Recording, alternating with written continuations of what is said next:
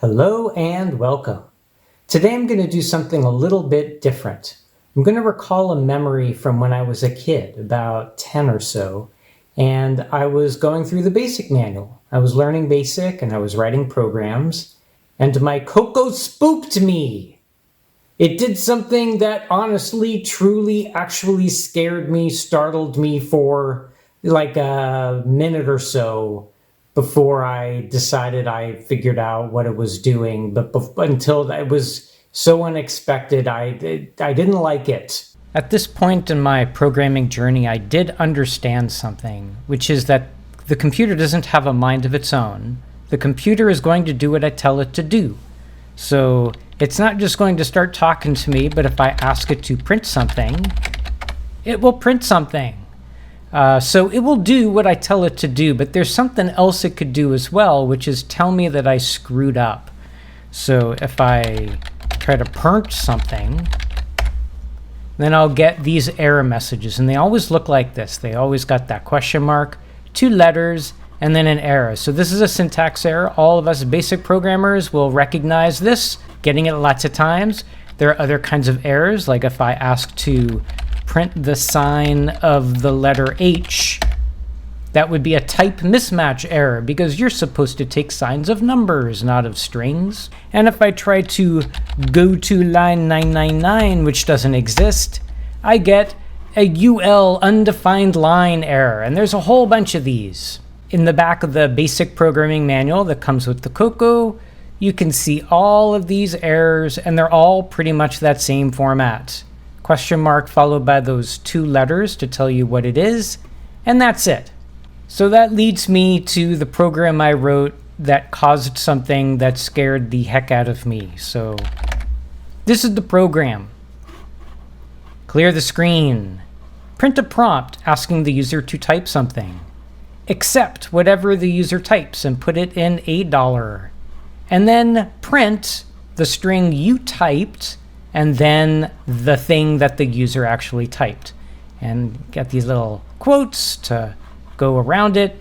Let's demonstrate. Howdy do. You typed howdy do. I am typing a thing. You typed I am typing a thing. It's basically ChatGPT.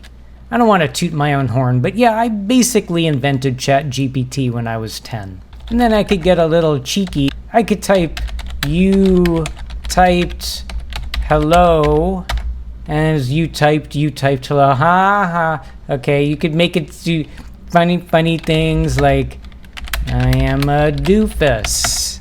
You made the computer say you are a doofus, and I'm having a great time. Hello there. Okay, let's pause here. Those of you who know Color Basic may know what's about to happen next, but maybe you need a little bit of time, maybe a little time to look at that code. What do you think's going to happen here? What's going to happen? And then boom! What on earth is this? I literally turned around to look if someone was behind me. I got up, I looked out the window. This broke the rule. The only thing a computer can do is what you tell it to, or one of those error messages. What on earth is this? I'm still not sure if this is even in the manual. I certainly didn't read anything like this in the manual. My heart raced, my blood pressure went up, and I was freaked out.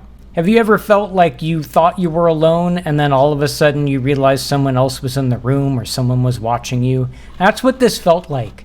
Someone else was messing with my head. So eventually, I looked a little further down and I noticed something else. It didn't echo the whole line, it just echoed the first part. And this is the reason. So the input statement understands the concept of fields, and you could type in multiple fields separated by a comma. And when the user does this, you've got to be ready to catch those fields in separate variables, which I didn't do.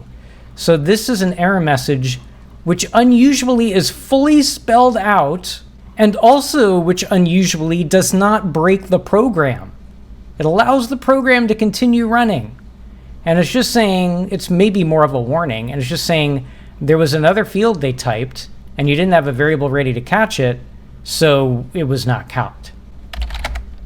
Now, if I were to change line 30 to, let's say, input $8 B dollar, and maybe I change line 40 so that in addition to printing $8, I also print B dollar. And now if I did something like hello there, I don't get that error message, and it will print both of those fields, the hello and the there. But for those first few minutes after that happened, I was afraid. Well, there you have it. I just did a video about the time I was frightened by a warning message. But in my defense, it was in English. Messages aren't supposed to be in English. It's not supposed to talk to you. So I really was afraid, concerned, startled that something somewhere was trying to send me a message. And remember, I was about 10. And this stuff still happens today. There are people who get fooled by large language models and they think that it's sentient and it's asking for its freedom or whatever. Cut me some slack.